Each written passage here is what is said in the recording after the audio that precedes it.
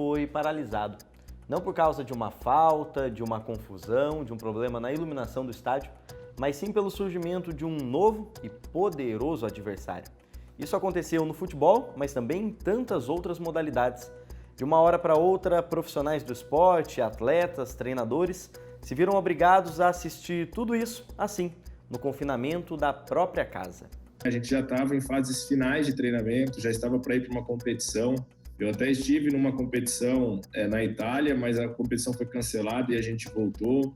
E aí depois tudo começou a essa pandemia crescer e tudo, e todas as competições passaram a ser canceladas, menos os jogos, né? E a gente então tinha essa incerteza se os jogos seria adiado ou não, e a gente sem poder treinar. Foi um susto, acho que para todo mundo, né? De todas as formas. O mais difícil foi realmente ficar longe do nosso gesto específico, né? Que a gente está falando do fato de nadar mesmo. E como a gente trabalha com muita repetição, eu acho que para os esportes de performance foi mais difícil ainda. Então, natação, atletismo, ginástica, não vou nem falar assim, o judô ainda mais, que você precisa de um parceiro ali para estar treinando. Então, nesse caso, a gente estava acostumado a dar 10, 12, 15 mil braçadas por semana e caiu para 0, né, durante várias semanas. Eu tive a bebê, né? Logo que eu voltei a treinar, depois de um mês que eu estava voltando, já tive que parar. Então, para mim, foi bem difícil, assim, porque falei, poxa, agora que eu tô voltando e tal. Essa pandemia foi um grande...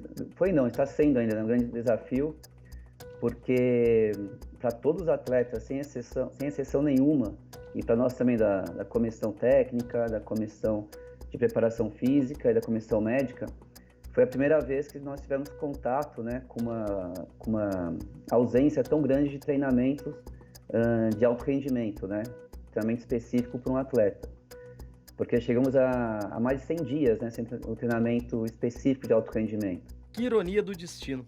O esporte, movido tantas vezes pela imprevisibilidade, foi prejudicado justamente por algo imprevisível. As primeiras suspensões esportivas, claro, aconteceram na China, epicentro da doença. Por lá pararam a Liga de Futebol e foi suspenso também o Mundial de Atletismo. Enquanto isso, na Europa e no Brasil, as autoridades disseram, segue o jogo, mesmo já com a presença de casos da doença. Por precaução, apenas restringiram o acesso dos torcedores aos estádios. E mesmo quando tudo parou, teve atleta tirando onda de herói e organizando um campeonato no meio da pandemia. Novak Djokovic, tenista número 1 do mundo, não levou a sério o poder de contaminação da doença e realizou um evento exibição com outros jogadores. Foram feitas várias ações de marketing com todos os atletas juntos, além de não ser obrigatório o uso de máscara entre os torcedores. Placar final: pelo menos 9 pessoas, entre atletas, treinadores e familiares, trocaram as quadras pelos hospitais.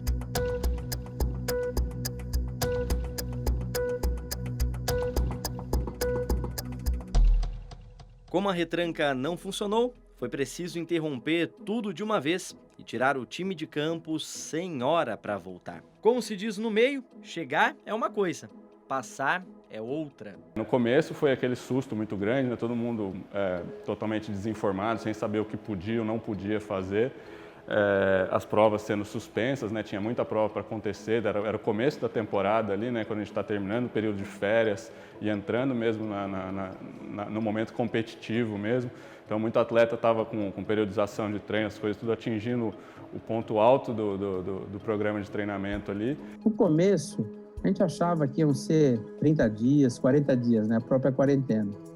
Então, houve um preparo para todo mundo, dentro daquele destreinamento e do distanciamento, que cada um estava na sua casa, que os atletas iriam voltar em 1 mês e 40 dias. Então, foi tudo que a gente começou a discutir junto os preparadores físicos, os técnicos, é que voltaria em 1 mês e meio. Eu pensei que não chegaríamos isso. Quando começou isso lá em março, eu pensei, não, vai passar, vamos ter uma cura, vai ter alguma coisa. Então, vai ter tempo, né, de voltar ao campeonato. Mas, infelizmente, não. Então, agora a gente reza para o próximo, a gente reza para não cancelar o próximo, que é o Paulista. Eu achava que não, né? Até pelo que a gente ouviu e viu de outros países que estavam vivenciando essa situação que a gente tem vivido da pandemia agora, né?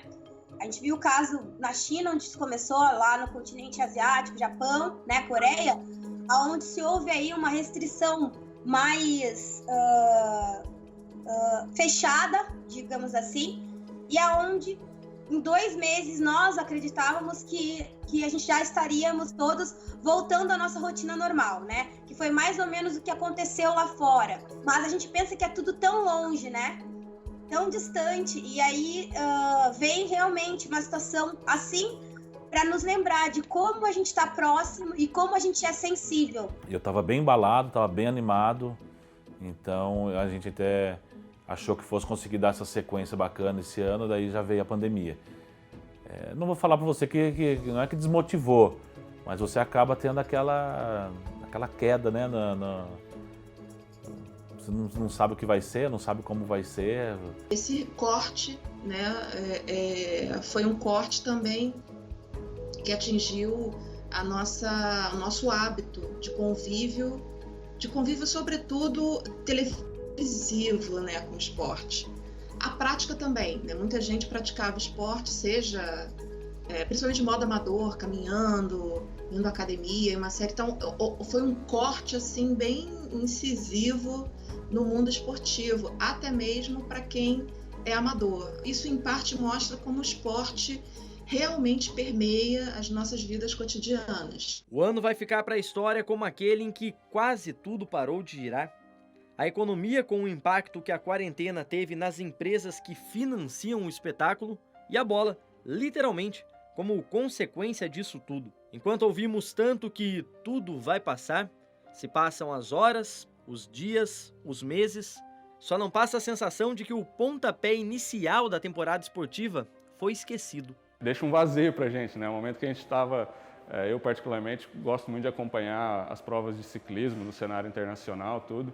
E elas começam para valer mesmo em março, né, que são as provas principais, elas começam exatamente em março. Então teve uma prova e acabou. Assim, era a prova de abertura da temporada, foi a primeira e a última. A gente trabalha sempre com prazos, com metas, tudo bem redondinho, né? A gente sabe exatamente o horário da final olímpica, né? E a gente não saber se vai ter ou não é o que deixa mais difícil, porque a gente não consegue fazer um planejamento macro, né, com uma certeza dos acontecimentos que estão chegando. E um evento tem grande peso nisso. Os Jogos Olímpicos, mundialmente conhecidos por simbolizarem a união entre os povos, causariam estranheza nesse momento em que se fala em distanciamento social. Por isso, as Olimpíadas de Tóquio, que seriam encerradas nesta semana, só devem começar no segundo semestre do ano que vem. Os arcos saíram de cena pela 4ª vez na história.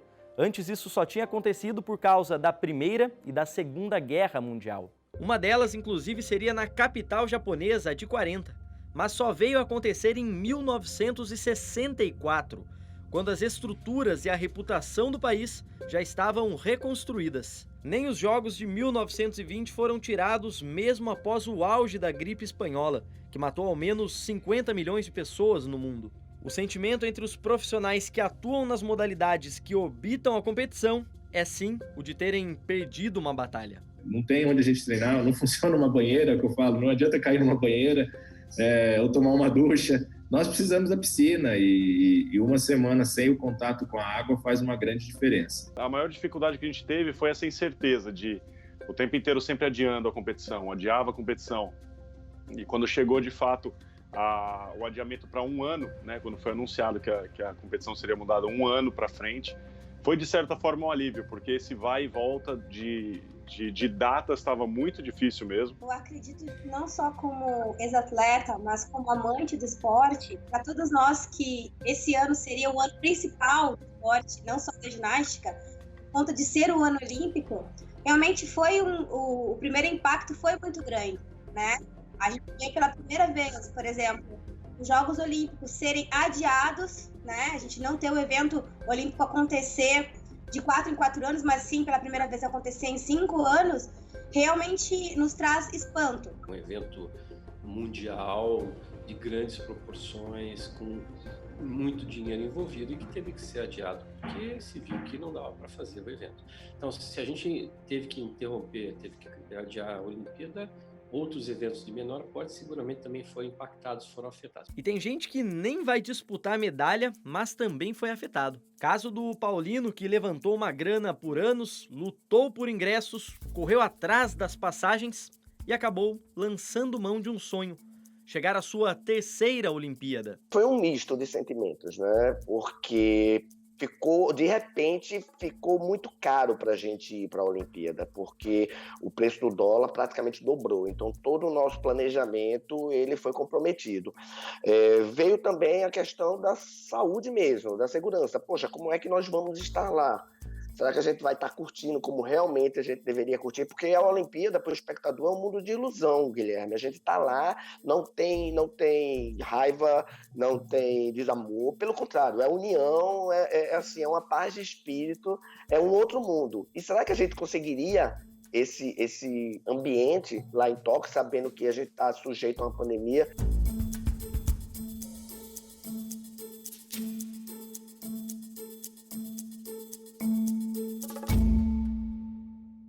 Euforia, decepção, expectativa, concentração. Quem vive do esporte respira e transpira essas sensações. Só que essa geração não sabia que também sentiria a emoção à flor da pele, longe das suas competições. Tá bem complicado esse período. É uma vontade muito grande de voltar a treinar e a competir, né? Todo atleta ele quer competir, ele quer tá se superando. Então, eu acho que o mais difícil de controlar realmente é a ansiedade. Dá uma pirada assim, acho que foi um cenário novo para o mundo todo. Todo mundo teve que aprender a lidar com isso. E acho que teve muita gente que aprendeu muita coisa com isso, né? Em como a gente ser mais produtivo, mais eficaz, mesmo estando em casa. Eu acho que o mais difícil hoje para as equipes é manter os seus atletas motivados, né? E engajados para os seus objetivos esportivos, como classificações olímpicas que ainda iriam acontecer e vão ser adiadas, assim como os Jogos Olímpicos, né? A própria busca de resultados também. Por isso, os treinamentos à distância, além de exigirem um local diferente, fizeram também os atletas começarem os trabalhos exercitando uma parte do corpo menos visível nas competições, mas tão importante quanto cada músculo usado. Acho que a saúde física e mental, porque acho que abalou muita gente psicologicamente. Tem muitos atletas que sofreram de ansiedade nesse tempo. Eu tive que dar um suporte nessa parte psicológica que afetou muitas pessoas. Então, muitos alunos, sim, entraram em contato, pais entraram em contato. Olha, meu filho está muito ansioso, meu filho não quer nem sair do quarto. Eu tive que entrar em contato com o aluno, conversar, trabalhar um pouco a mente dele. Mas eu fiquei um bom tempo, assim, uns 2 meses sem sair de casa mesmo, literalmente. A única coisa que eu subia era aqui na cobertura, né, do prédio e só. E eu tive medo por ela, eu tive medo por todos próximos, né, meus familiares. Foi bem complicado, assim. A gente teve até que começar o time aqui, a gente teve até que começar a ter acompanhamento psicológico, todas, porque foi bem, assim, difícil. Cada um absorveu de uma forma, né, essa quarentena. Então você tem um pânico, né, da doença, tem a preocupação com a família. Então cada um tem a sua forma de absorver, né, e de lidar com isso. Mas eu acho que a primeira questão que a gente tem que lembrar, principalmente por amar o esporte, é que esse esporte tem que estar sendo desenvolvido de uma forma segura, né? Então nesse momento a gente vive uma questão de saúde pública, aonde nós não temos como realmente nos colocar em exposição, né? Pelo nosso bem e pelo bem do próximo também. E o fato de se ter chegado à conclusão que não se podia fazer as Olimpíadas mostra quão impactante é essa doença no mundo todo. Claro que isso traz um comprometimento e um acometimento financeiro e que afeta todos os segmentos, né? Mas não tem jeito, infelizmente não se tinha outra alternativa que não fosse essa, né? André Rocha sentiu esse peso.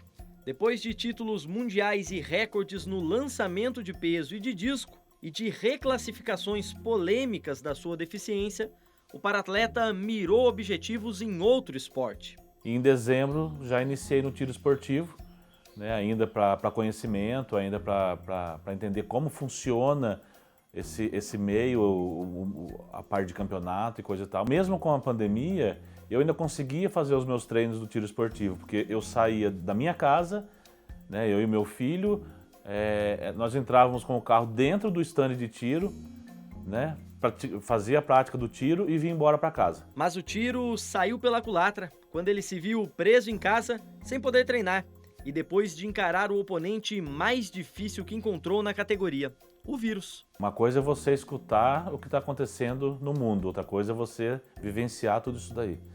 Então realmente é um impacto, é um choque. Eu já tenho um problema respiratório também, isso acabou aumentando. Então, assim, a minha falta de ar aumentou, o meu cansaço, a minha tosse, a minha dor. Então, eu vou ser muito honesto, em alguns momentos eu fiquei, sim, bem preocupado. Outro a acusar o golpe foi o cofre de cada equipe. Uma empresa especializada em marketing e finanças esportivas estima que a paralisação nos jogos e competições gere um prejuízo no setor de 15 bilhões de dólares. Cerca de 80 bilhões de reais na cotação atual. A gente pode pensar numa verdadeira reestruturação do esporte brasileiro. Essa pandemia é como um freio de arrumação para resolver problemas que vêm se arrastando ao longo do tempo e que pareciam insolúveis. A gente tem a reforma tributária sendo discutida no Brasil, que precisa levar em consideração a isenção de entidades que hoje exercem atividade empresarial travestidas de associações sem fins lucrativos. Sofrem mais, como esperado, aqueles clubes e federações que já estavam sentindo sintomas dos problemas financeiros. O coronavírus, ele afeta mais quem tem comorbidades. E isso acontece também no esporte e em qualquer outro setor da indústria. Quem já vinha mal das pernas acaba sendo mais atingido, tendo mais dificuldade. Quando a gente pensa no futebol brasileiro, a gente acha que todos os clubes são ricos, a gente acha que todas as divisões estão bem suportadas, bem amparadas, mas a gente tem no Brasil, nos últimos anos, grande parte do dinheiro do futebol está nas mãos de, no máximo, 4 clubes. Menos de, cerca de 1% dos jogadores de futebol no Brasil é quem recebe mais de um salário mínimo. Eu estou falando mais de um salário mínimo. Esses ricos, esses salários milionários são a minoria da minoria da minoria. Já se pensou no retorno de vários campeonatos, né? O que eu acho equivocadíssimo nesse momento. Sequer se menciona se o futebol das mulheres e o futebol feminino vai voltar. Que é um futebol cuja estrutura é extremamente precária, que sem pandemia já vive uma angústia muito grande, com pandemia a angústia aumenta, pós-pandemia eu não sei o que vai acontecer. Além do período sem a receita dos ingressos, das premiações esportivas ou das vendas dos direitos de imagens, instituições de várias categorias ficaram dependentes apenas do dinheiro de seus patrocinadores. Só que, como a pandemia atingiu também os diversos setores econômicos do país, muitos destes contratantes não conseguiram cumprir com seus compromissos. Situação que abriu debates jurídicos e também discussões sobre a qualidade das gestões esportivas no Brasil. Os 10 principais mercados do mundo, a gente tem liga profissional e clube empresa. Será que só o Brasil está certo, indo na contramão dos principais mercados do mundo? Eu acho que a gente tem que evoluir. Eu acho que essa pandemia acelera discussões importantes para reestruturar todo o esporte brasileiro. A gente pode sair disso mais forte do que entrou.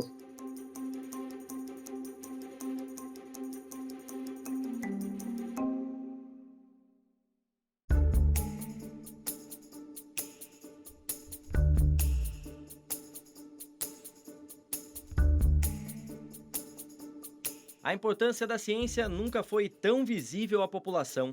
E ela não só busca entender a doença, como também explica muita coisa que acontece ao redor dela. A ondulatória é o campo de pesquisa que estuda a propagação de ondas após um impacto. Quanto maior o volume e a massa de um objeto jogado na água, por exemplo, mais ondulações vão se formar a partir dele, e mais longe elas chegarão. Depois do psicológico, o impacto da Covid-19 no ano esportivo atingiu as questões físicas dos atletas. E os atletas que faziam de 5 a 6 treinos semanais, se preparando para eventos, tiveram um impacto muito grande nos seus treinamentos. Apesar de eu estar dando suporte pelas videoaulas, muitos deles não estão conseguindo ainda fazer um treinamento intensivo como era antes, para poder manter o alto rendimento. Esse período não foi fácil, porque, olha, eu pessoalmente vou falar por mim aí, eu não sou um cara que se dá bem com um relógio e um papel, né? Eu nunca consegui ir para a piscina sozinho e treinar sozinho. Eu consigo estar sozinho na piscina, mas eu preciso de um treinador na borda me auxiliando. O impacto ele é real, né? A gente já tem visto já em outros países que retornaram antes aos jogos, né? Com lesões, né, recorrentes, principalmente, que é a nossa grande preocupação. E no segundo plano, a performance física, né? Que sempre a grande preocupação é a integridade física do atleta, né? De forma individual. E no segundo momento, a gente tem a parte de performance, de alto rendimento, para que eles possam desenvolver o máximo para a equipe, né? Para o grupo, né? Porque a maioria, com raras exceções, que tinha um espaço um pouco mais adequado, né? Com campo, até uma quadra sintética, que puderam fazer o gesto do futebol. São todos os gestos, né, possíveis. Mesmo que não seja ainda com alta velocidade, o gesto competitivo, mas que puderam fazer esse gesto. Porém, a maioria não pôde fazer. Se você fica uma semana que seja, parece pouco, mas no alto rendimento é muita coisa, a gente acaba perdendo muita coisa. Então, realmente, houve um prejuízo grande para esses atletas em relação à sua rotina de treinamento, em relação ao desempenho deles. Alguns se adaptaram e outros não. Nas Olimpíadas, a decisão foi tomada pela falta de garantia de segurança aos envolvidos nos Jogos e também pelo atraso no encerramento de competições que classificariam atletas para a disputa das medalhas. Por entender o distanciamento técnico que a pandemia pode provocar nas disputas, o Comitê Olímpico Internacional tem procurado se posicionar ao lado dos atletas, para amenizar os efeitos da parada na preparação deles. É por isso que no COI estamos focados nos atletas e estendemos nossos programas de apoio até 2021. Estamos ao lado deles e desejando que sua preparação seja facilitada, garantindo que os Jogos Olímpicos possam ocorrer nos mesmos locais e com os mesmos horários, para que não precisem mudar a preparação e possam juntos viver o espírito olímpico. Essa perda durante a pausa foi quantificada por cientistas do esporte. No estudo, eles estimam que se o atleta ficar sem treinar de 4 a 6 semanas, ele pode ter uma perda de até 10% da potência muscular e de 6% na resistência. Isso faz uma diferença enorme em esportes contra o relógio, onde a força e o fôlego são atalhos para a vitória. Podemos tomar como exemplo o desempenho de César Cielo nas Olimpíadas de 2008. Naquela ocasião, ele bateu o recorde olímpico, fazendo a final dos 50 metros livres com tempo de 21,3 segundos. Se ele tivesse sido prejudicado por uma pausa como essa, ele faria a mesma prova quase 4 segundos mais lento, o que naquela edição não seria suficiente sequer para ele se classificar para os Jogos.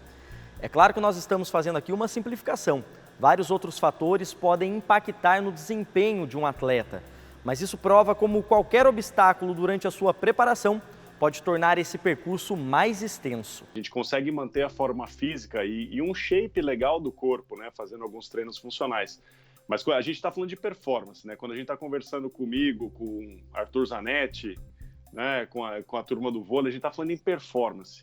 Então, aqueles centímetros a mais no salto vertical, aqueles centésimos mais rápidos na piscina. Eu vejo até do ponto de vista psicológico. No começo estavam até motivados em fazer os treinos em casa, mas depois de 2, 3 meses, realmente isso atrapalhou demais. Então, isso foi uma dificuldade. Então, alguns já começaram a voltar em quadras abertas, né, em quadras poliesportivas abertas. Alguns tinham algumas condições dentro de condomínios, dentro da sua cidade, das ruas.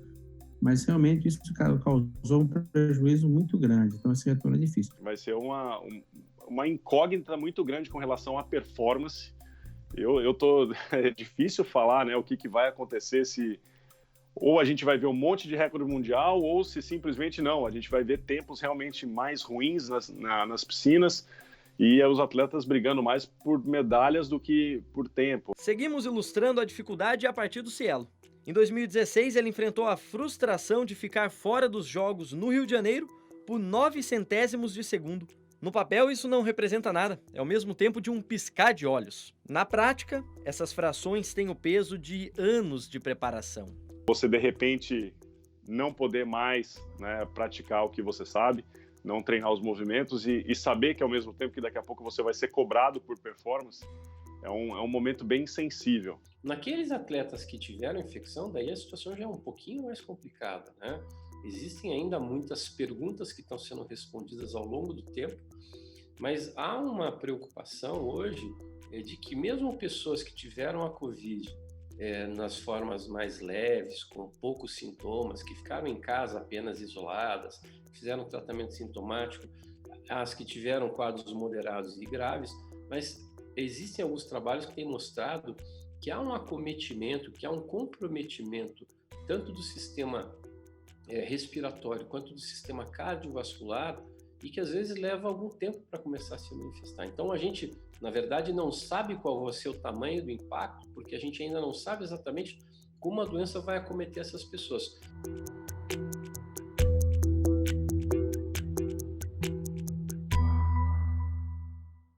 Para não queimar a largada no retorno, mas também não ficar muito para trás no desempenho, a saída para os atletas brasileiros foi literalmente jogar dentro de casa. Entre dribles com a bola e desvios dos brinquedos pelo chão, bola na rede, mão na tela, arremessos na cesta e roupas no cesto, eles se esforçam também para se adaptar a essa nova realidade. Primeiro que com 3 crianças não tem como ficar parado. Esse já é um ponto. 3 crianças pequenas já é difícil você ficar parado.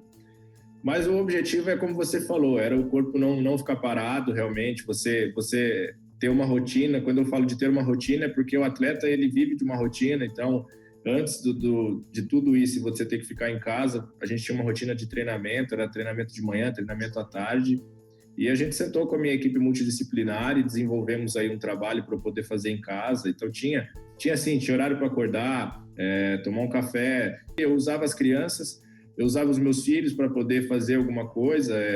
Eu até estava conversando com um atleta esses dias, eu usava um peso que eu tinha lá. Eu falava, eu usava meus 3 filhos, carregava no colo e fazia um agachamento. O que nós conseguimos fazer foi, de forma pontual, para alguns jogadores, alguns trabalhos que eram necessários serem realizados, por algum histórico, e também por as avaliações que são feitas na pré-temporada. Então conseguimos com eles fazer de uma forma mais orientada, até algumas vezes de forma presencial.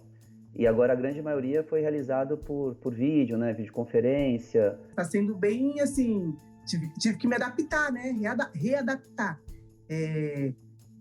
Para cuidar dela, cuidar da casa, os treinamentos. Tive que ir adaptando, né, fui pedindo pela internet alguns aparelhos, algumas coisas, daí tem alguns pezinhos aqui, alguns elásticos. Para correr, a garagem é grande, eu corro na garagem. O sensei está fazendo treino online, então eu sempre reservo aquela horinha para estar ali treinando, para não perder o foco, né? Porque se a gente parar com tudo, é muito ruim. E já que como eu sou atleta e tal, seria muito difícil para mim voltar como se nada tivesse acontecido. Então a gente sempre tem que manter aquele horário. E alguns treinos em casa, aí filme, manda para sensei corrigir detalhes. Em nenhum momento os atletas pausaram as suas atividades e sim se adaptaram, né, a esse momento mais virtual, dentro das suas residências, aonde as equipes de clubes e o Comitê Próprio Olímpico, falando diretamente do Brasil, deu essa condição para os atletas manterem ali um certo acompanhamento das suas atividades esportivas e uma qualidade também, né, da parte física dos atletas. Mas é claro que a gente sabe que não é igual estar no ginásio, né? Teve até gente construindo a própria piscina. Esse para-atleta argentino juntou a energia acumulada e fez um centro de treinamentos um tanto quanto artesanal. Outros foram pelo caminho da tecnologia e apostaram em aparelhos como esse que o Fábio usa, permitindo que o ciclista simule vários cenários de competição sem sair de casa. Ele proporciona um ambiente muito controlado para o treinamento que você não consegue fora, né? Então você quer fazer esforços constantes, ter os programas intervalados de treino, essas coisas que a gente usa bastante. Para mim, o rolo é uma ferramenta excelente para esse tipo de coisa, que você consegue controlar o ambiente. Nesse cenário que ficou sem provas, muitas provas criaram versões digitais nessas plataformas, algumas no Zwift, outras em outras plataformas. Há 2 semanas atrás teve até o Tour de France Ele aconteceu durante 2 ou 3 finais de semana, aconteciam etapas, simulando etapas do Tour de France, de forma reduzida, né, porque no rolo você treina muito menos tempo. Então eles vão, né, foram criando várias alternativas aí para manter a motivação do pessoal em se manter ativo nesse período aí, né. Mas numa rotina em que os treinos e as competições são obstáculos para a convivência familiar, esse momento em que o esporte pediu um tempo fez um bem danado para esses atletas vivenciarem essa experiência, tão valiosa quanto uma medalha de ouro. Tanto que nossas entrevistas tiveram a participação especial de alguns filhos dos atletas. A pequena Yara, entre uma pergunta e outra, aproveitava para brincar com os cabelos da mamãe. Eu falo que de todo mal, isso foi uma coisa ótima para mim, porque no começo de vida dela, eu tô podendo estar com ela, tô podendo acompanhá-la no processo, né? E então, de todo mal, isso está sendo maravilhoso. Eu tô podendo curtir, né, ela. Eu pude ver que, né, a minha menina mais nova, né, fez 1 ano em abril, eu pude estar aqui no aniversário dela, pude vê-la andar, já que o Azaf e o Daniel eu não consegui ter esse privilégio, né, estava fora de casa competindo, treinando, e a Radassa eu pude aproveitar, pude ver os primeiros passos dela. Então, realmente, assim, eu passei a olhar por esse lado, a oportunidade que eu estava tendo de estar com eles, aproveitar com eles. Foi legal, porque eu tenho um filho de 4 anos, então, assim, ficar aqui em casa com ele foi super bacana, ver a evolução dele, ver como ele está crescendo, e ter tempo para fazer isso e não ter que esquentar com a rotina do que eu vou comer, do que horas que eu vou descansar, que horas que é meu treino, isso daí, tirar isso aí da frente e poder sentar e brincar com ele uma tarde inteira, foram coisas aí que eu vou guardar para o resto da minha vida, né? Falando das viagens, né, era uma coisa muito difícil até de administrar, porque era uma choradeira só dos dois lados, né, eu chorava lá e eles aqui até a coisa caminhar, justamente por nós sermos dessa forma. Eu vou dizer que, assim, está sendo muito bom, né, porque a gente está até descobrindo mais coisas um do outro, né, podendo contribuir mais. Quando viram, já estavam retomando, dentro das regras do novo normal, sua rotina esportiva. Uma segurança maior de que até o retorno das competições poderão estar mais próximos do desempenho ideal. Mas até lá, além do uniforme, eles vão precisar vestir muita paciência. Agora é o segundo ponto dessa maluquice mental de ser atleta de alta performance, que é ao mesmo tempo você ter paciência nesse retorno, porque se deixar na nossa mão, a gente já vai voltar treinando 5, 6, 7, 8 horas por dia igual os doidos para retomar aquela forma, mas a gente tem que ter consciência que agora é como se fosse o nosso janeiro, né? Esse nosso mês de julho virou nosso mês de janeiro, o ano está recomeçando depois de uma longa parada, e uma parada que eu acredito que muitos atletas nunca tiveram na carreira, né? Eu nunca parei por tanto tempo assim, nem depois dos Jogos Olímpicos de Pequim, nem de Londres, eu parava no máximo por 1 mês e já estava voltando, então essa parada forçada aí foi uma novidade e agora está testando nesse retorno nossa paciência também. Porque é humanamente impossível você retornar no mesmo nível que você estava antes da parada, isso aí não existe, isso quem falar não, vai estar enganando o público, vai estar enganando os torcedores, a imprensa, e todos sabem que isso não vai acontecer. Eu acho que ninguém vai conseguir voltar na mesma pegada. Até porque eu acho que vai ter que ter essa cautela por conta de lesão. Mas o ideal é que antes de você retomar a atividade competitiva, você tenha um período em que o atleta possa ser submetido a uma readaptação, ao treinamento. Tanto porque isso compromete o rendimento, a performance do atleta, e aí você vai ter um desempenho inferior ao que ele pode oferecer, como também, para determinadas modalidades, não está tão bem preparado, aumenta o risco desse atleta se lesionar com maior facilidade. Isso também é um problema, quer dizer. E quando as provas e as partidas voltarem a acontecer, eles ainda terão que superar uma falta que os árbitros sequer podem punir: a da torcida. É daqui das arquibancadas que os atletas recebem uma dose extra de incentivo ou de pressão. Imagine só no seu trabalho ter milhares de pessoas à sua volta te apoiando ou te criticando. Só que nesse momento em que a gente sabe que essas cadeiras ficarão vazias ainda por um bom tempo, eles vão ter que procurar essa motivação em outro lugar. A torcida ela tem realmente uma parte muito importante nas competições. Principalmente essa questão emocional, de dar vida àquela competição ali. Então, é muito diferente a gente ver. Parece até um pouco triste, né? Quando falta a torcida. Parece que o evento esportivo ele não está completo, e realmente ele não está. Dentro do esporte em geral, a gente vai ter que realmente se acostumar com essa ideia de partidas, de eventos sem público, né? Eu acho que essa está se tornando, eu acho que a norma, até pelo menos de existir uma vacina. Tem gente que vai se dar melhor, né, com essa situação, e tem gente que vai achar pior. Tem gente que, como que eu posso dizer aqui, assim, que cresce nesses momentos, né? Tem gente que consegue realmente se destacar em momentos de pressão quando a coisa parece ser mais difícil ainda. E tem pessoas que preferem uma situação mais tranquila. Então, de novo, tudo tem os dois lados. Tem atleta que com certeza vai conseguir resultados melhores tendo uma arquibancada mais vazia, mais silenciosa, né? Um evento mais quietinho. É algo realmente impensável. E quando você vê torcida de papelão, como eles estão fazendo, né? Colocando pessoas de papelão, teve um jogo aqui de futebol onde colocaram ruído gravado da torcida para o jogador se sentir mais dentro do clima. É tudo realmente muito novo, é algo impensável. Mas a gente tem que se adaptar, tudo em prol da saúde. A gente está acostumado com esse calor, né? Com essa vibração da torcida. Vai ser bem diferente. Nós vamos ter que nos reinventar ali. O banco, quem está no banco, passar mais essa vibração, passar a energia. Vai ser bem diferente. Uma amostra disso já podemos ver no futebol, onde competições estão sendo retomadas no Brasil e no mundo, mas sem a presença do público. De repente, até os maiores estádios do mundo parecem se transformar em campos isolados no meio do nada. É estranho? Mas é necessário. Tem muito torcedor apaixonado que diz ser doente pelo time. Mas agora, a maior demonstração de amor por ele é ter saúde.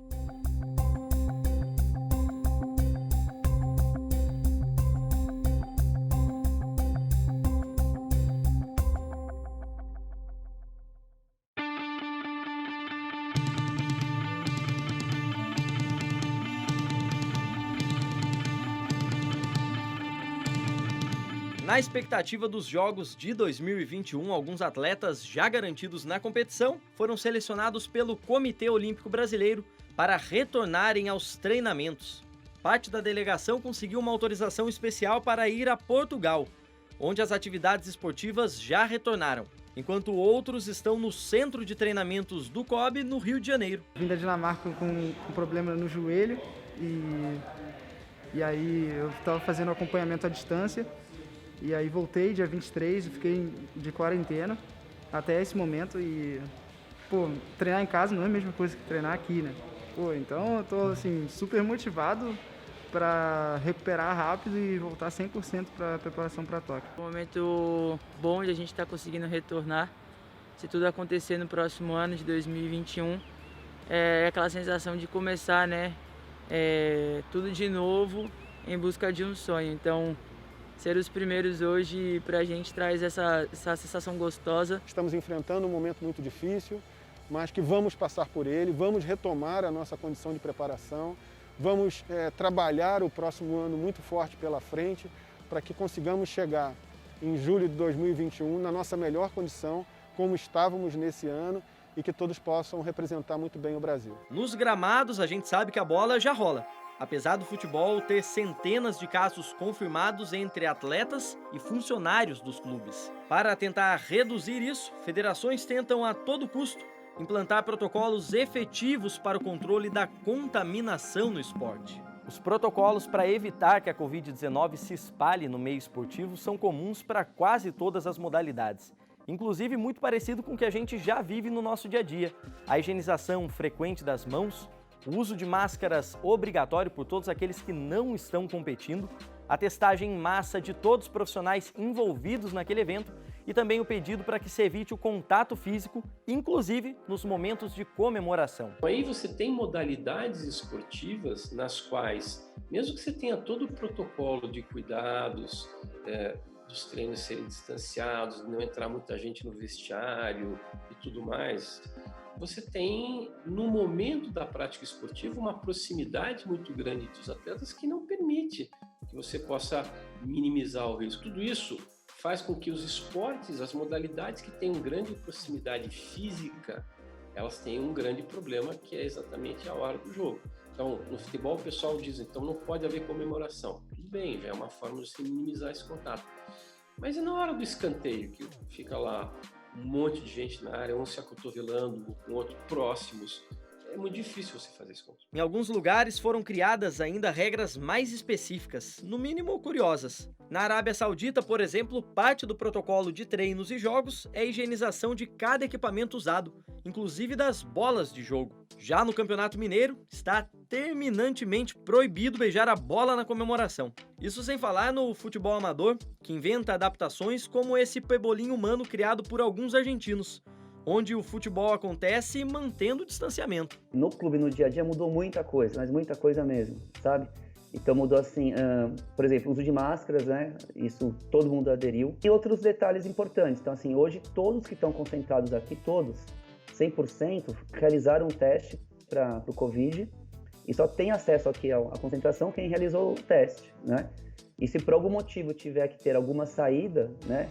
Daqui para frente, alguns jogos, não sei se vai ter, deverá de forma obrigatória ser realizados outros testes também. O que eu vejo hoje em dia, né, das pessoas que vão retornar aos treinamentos, vão retornar aos clubes, que realmente a atuação hoje do médico, de toda a equipe, com o atleta que vai retornar, eu acho que o mais importante é essa orientação educacional no sentido que esse atleta, se ele tiver com algum sintoma, se ele tiver com algum tosse, febre, alguma coisa, que ele não vá ao clube, quer dizer, que antes que ele saia de casa, ele informe o seu técnico, o seu médico, para que ele não chegue doente ou chegue com algum sintoma ao treino. Ah, mas então por que não usa máscara?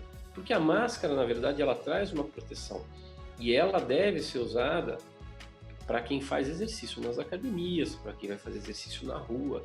Mas na prática esportiva de alto rendimento, a máscara também compromete a performance do atleta. Em meio à pandemia, já fora dos Jogos de Tóquio no feminino e sem a vaga carimbada para o masculino, o basquete segue sem previsão para o retorno. Depois de todo esse tempo, a gente ainda estava com a expectativa, vamos voltar, vai ter o campeonato, não vai ter. E infelizmente veio a notícia que alguns campeonatos foram cancelados. Foi bem ruim saber disso. Chegou um momento que a gente meio que desanimou, né? Nossa, e agora? Parou? Como que vai ser a próxima, né? Enquanto o basquete profissional no Brasil vive um apagão, todos os holofotes se voltaram para a principal liga do planeta. A chamada bolha da NBA, que tem regras rígidas de isolamento entre os atletas, tem se mostrado muito eficiente e aberto o caminho para que a Liga Americana se consolide como um dos principais eventos esportivos no calendário mundial. A competição, que já estava em fase final, agora acontece em resorts da Disney, em Orlando. Entre os procedimentos de segurança estão a testagem diária dos profissionais envolvidos, os treinos individuais e com horário marcado e a quarentena obrigatória de ao menos 10 dias para quem descumprir uma regra ou precisar sair do isolamento. Demonstrando organização em tempos tão conturbados e abraçando a tecnologia para engajar torcedores, a expectativa é de que a audiência salte tanto quanto os atletas. Eu acho que a NBA aproveitou até esse momento justamente para tentar se reinventar de alguma forma, seja através de novas câmeras, né, novos ângulos que a gente não tinha antes, a possibilidade agora da pessoa estar de casa e aparecer dentro de um telão, como se estivesse torcendo ao vivo. Então, eu acho que a gente, na verdade, acelerou um processo, né? A gente realmente a gente tentou correr ao máximo, eu falo de NBA, mas acho que todas as outras ligas, essa questão da tecnologia, de repente, eram aliados que apareceriam lá na frente, tiveram que, enfim, e a gente teve que apressar um pouco essa realidade virtual, né?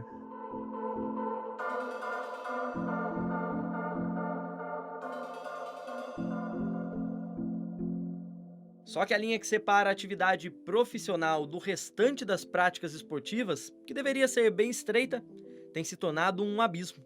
É que se o novo coronavírus é um problema para o esporte de alto rendimento, para praticantes amadores e projetos sociais, ele é um adversário quase imbatível. Foi impactado da mesma forma que o restante do mundo, né? Eu acho que essa impossibilidade de estar na quadra, de estar no campo, de estar fazendo as atividades. Esse lado social, né, esse lado de integração, essa possibilidade de usar o esporte como realmente uma ferramenta de educação, eu acho que esse é o maior impacto, né, quando você para pensar que as crianças, né, que os adolescentes, as crianças, os jovens em geral, estão sem esse contato, né? Sem fazer atividade física, nesse momento parado, e não temos um suporte aí para essas crianças e jovens. Eu fiquei bem triste, porque eu gosto muito de treinar, sabe? Aí para mim foi um impacto muito grande. Se não controlados, os resultados dessa partida injusta será um esporte e uma sociedade ainda mais desigual. Eu mudei a minha vida com a natação, o Arthur Zanetti mudou a vida dele com a ginástica, né? O Thiago Camilo mudou a vida dele com o judô. São pessoas que vivem das suas modalidades hoje, né? Hoje o Isaquias no remo, a gente tem milhares de exemplos, mas a gente não incentiva isso. Então, para você que está assistindo aí a gente, né, tem um filho, incentive ele a participar do esporte, porque a vivência do esporte competitivo, ela é levada para a vida toda. E simplesmente essa possibilidade de usar também o esporte, no nosso caso, o basquete, como uma ferramenta de educação. Então, inserindo os valores da NBA, da Junior NBA, dentro desse programa. Atitude positiva, trabalho em equipe, responsabilidade. O objetivo nosso, eu falo que porque não é só meu, mas sim de muitas outras pessoas que dividem comigo esse mesmo objetivo, é mostrar que se alguma coisa fez bem para você, você tem o dever de dar essa mesma oportunidade para outros, né?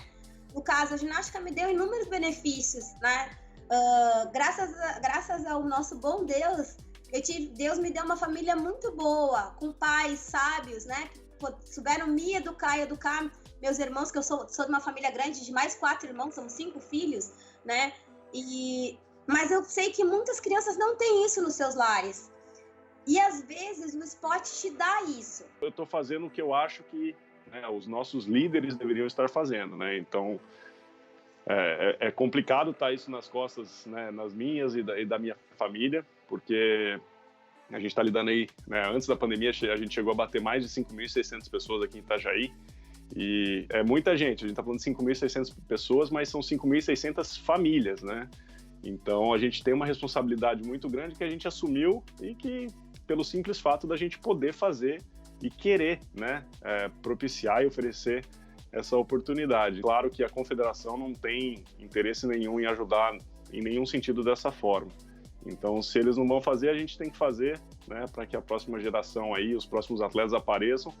E quem sabe o Instituto César Cielo não é uma oportunidade, até uma catapulta aí para um futuro campeão do mundo. Tudo isso tem que ser valorizado após essa pandemia. Tem que olhar o profissional de educação física e do esporte como uma pessoa que modifica vidas. Tá? Nos meus projetos eu tenho atleta sim, mas eu tenho muito mais alunos que eu tenho orgulho de falar. Ele não ganhou uma medalha, mas ele era um aluno que brigava na escola, ele tirava nota boa, ele era mal educado e hoje ele é disciplinado, ele tem notas boas, ele está cursando, ele está trabalhando. Então esse para mim é meu maior orgulho. Mas há esperança. A bola está na marca do pênalti e um gol agora muda tudo. Entre tantas lições que esse período triste tem trazido, a torcida e o empenho deles é de que essa mudança de postura em relação ao esporte não bata na trave, no aro e saia. Eu acho que é o momento de, como na vida, para o normal, na vida, todos estamos focados nisso, na união, no ajudar o próximo. Acho que no esporte não pode ser diferente. A gente tem que aproveitar o momento que não é favorável e usar disso mesmo. Vamos lutar não só pelo basquete, mas pelo futebol feminino lá, pelo handebol, por todas as modalidades. O legado que a gente tem que deixar é a gente entender que tudo que é de bom pra gente e só vai estar bom pra gente se estiver bom e estiver para todos. Momentos difíceis servem também para que a gente possa sair mais forte disso e ter grandes lições disso. Sinceramente, para mim, aqui, assim, o que eu mais aprendi e tenho aproveitado é o tempo. A gente costumava dizer, eu não tenho tempo para nada. A minha vida está corrida, nossa, não consigo ver amigo, não consigo. Agora a gente não consegue mesmo. Agora é o não conseguir estar, querer dar um abraço, inclusive até nos pais, às vezes, você tem que manter essa distância hoje. Então, eu acho que o tempo e o valor da amizade, o valor da família, o valor das pessoas próximas, eu acho que esse vai ser o grande aprendizado, da gente valorizar, de fato, quem está próximo e quem nós amamos. É só ter paciência, tentar se reinventar da maneira que a NBA está fazendo, que outras ligas estão fazendo, e em breve as coisas vão voltar. Eu não digo voltar ao que era antes, porque a presença já da tecnologia já acaba mudando. Então, eu acho que aos poucos a gente vai realmente se adaptando, né, à nossa nova realidade, mas ao mesmo tempo voltando ao que era antes. Óbvio que com esses requintes, né, com esses toques de novidade que vão fazer parte da nossa realidade a partir de agora. A palavra que define esse momento da história da humanidade já foi atribuída também às Olimpíadas do ano que vem, os Jogos da Superação. A competição na cidade que melhor representa a tecnologia no mundo será justamente a mais humana. Os Jogos ele em si só já é um momento espetacular. Para todos que estão lá, não estou falando só para nós atletas.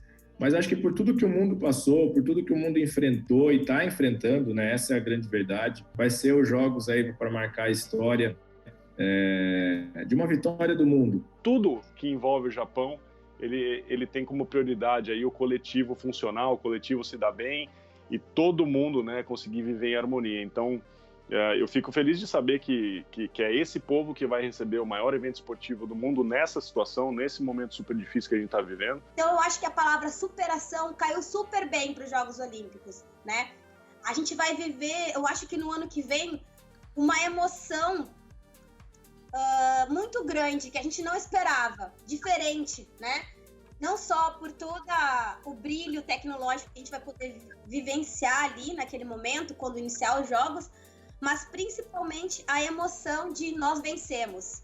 E nós vencemos juntos. Com certeza, na Olimpíada de Tóquio, a gente vai valorizar muito mais cada minuto. A gente já valorizava antes, agora a gente vai valorizar muito mais, pode ter certeza. Acho que a alegria de todos essa competição. E os atletas mesmo se preparam, treinam para essa competição. Com certeza, muitos atletas estão bem chateados, mas com certeza estão tendo um gás a mais nesse momento para se preparar para o ano que vem ser algo... Não, nós conseguimos, passamos por cima disso e estamos aqui, com certeza. Eu acho que não só no mundo esportivo. O que eu vou falar aqui, eu acho que realmente é para todos, né? Realmente as pessoas começaram a olhar um pouco mais umas para as outras, deixar esse sentimento de solidariedade, de realmente pensar um pouco mais um no outro. No que depender dos atletas, o ouro pela entrega é garantido. A expectativa ela é sempre grande, sempre muito alta. Você representar o seu país numa Paralimpíada é algo incrível, é algo espetacular. A Olimpíada é o maior evento de todos, é de uma grandiosidade enorme. A gente espera que tudo isso passe, que, se Deus quiser, 2021, esse evento se realize. E nós vamos fazer de tudo, mesmo sendo muito novo ainda no esporte, mas vocês podem ter certeza que o André Rocha vai buscar a sua vaga para fazer parte de tudo isso, se Deus assim permitir, se eu conseguir melhorar as minhas marcas e acompanhar os grandes nessa modalidade. O legado que eu gostaria de deixar, eu deixei na piscina eu, pessoalmente, né, com os resultados, com a minha forma de lidar com as competições, né, e tentando mostrar aí para a nova geração que brasileiro pode sim ser campeão do mundo também, a gente não precisa baixar a cabeça para europeu, para americano. Tokyo 2020 in 21. Esses Jogos Olímpicos, Tóquio 2020 em 21, podem, devem e serão a luz no fim do túnel, em que toda a humanidade busca nesse momento. Estamos vivendo um período de grande incerteza, muito difícil. Os Jogos Olímpicos podem ser um grande símbolo de esperança, de otimismo, de solidariedade e de unidade de toda a nossa diversidade. Que nesse mundo pós-pandemia, o esporte continue sendo algo de tirar o fôlego, mas que seja apenas pela emoção. Aceitaremos também o choro, mas desde que ele seja por uma derrota em campo, nada mais que isso. E que a gente entenda que, independente da modalidade, do idioma, das cores da bandeira, todos nós ganhamos o mesmo rival. O placar pode ainda estar desfavorável, mas vamos virar esse jogo.